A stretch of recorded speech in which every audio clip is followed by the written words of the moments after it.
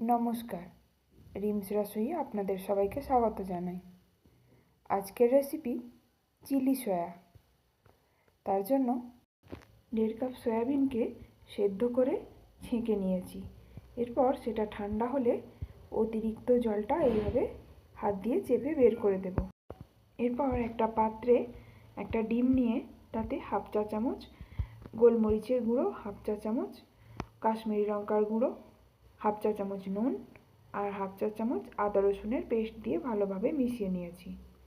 এরপর এতে 4 table spoon cornflour দিয়ে একটা ব্যাটার তৈরি করে নেব।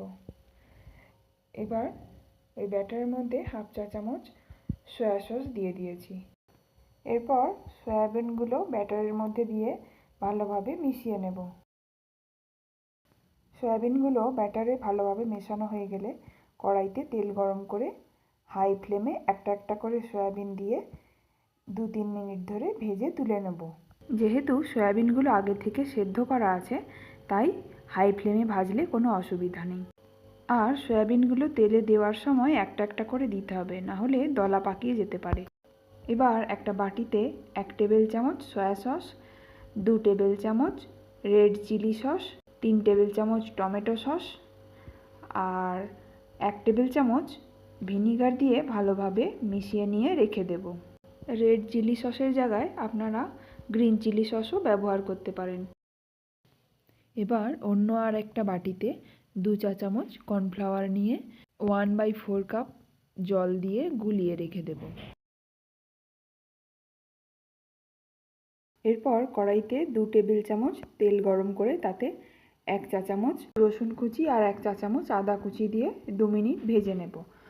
2 মিনিট পর মিহি করে কেটে রাখা একটা মিডিয়াম সাইজের পেঁয়াজ আর 2টো কাঁচা লঙ্কা কুচি দিয়ে দেব। তারপর পেঁয়াজের কালারটা একটু চেঞ্জ হয়ে এলে একটু বড় সাইজ করে কেটে রাখা ক্যাপসিকাম আর পেঁয়াজ দিয়ে দেব। দিয়ে হাই ফ্লেমে 3-4 মিনিট ধরে ভেজে নেব। এখানে আমি একটা ক্যাপসিকাম আর 2টো পেঁয়াজ দিয়েছি। এরপর সসের মিশ্রণটা দিয়ে দেব। তারপর 1/2 কাপ মতো জল দিয়ে একটু নাড়িয়ে চাড়িয়ে নেব। ঝোলটা ফুটে উঠলে স্বাদ মতো নুন আর চিনি দিয়ে দেব। নুন চিনিটা ভালোভাবে মিশিয়ে নিয়ে ভেজে রাখা সয়াবিনগুলো দিয়ে দেব। সয়াবিন দিয়ে হাই ফ্লেমে এইভাবে 2-3 মিনিট নাড়াচাড়া করার পর জল দিয়ে যে কর্নফ্লাওয়ারটা গুলে রেখেছিলাম সেটা দিয়ে দেব। তারপর আরও 2-1 মিনিট নাড়াচাড়া করে নামিয়ে নেব। এইভাবে একবার চিলি সয়া বানিয়ে দেখুন, আশা করছি ভালো লাগবে। ভালো লাগলে অবশ্যই একটা লাইক করে দেবেন। ফেসবুক থেকে যারা দেখছেন আমার পেজটি প্লিজ ফলো করে দেবেন, আর ইউটিউব থেকে যারা দেখছেন আমার চ্যানেলটি প্লিজ সাবস্ক্রাইব করে দেবেন। Thank you.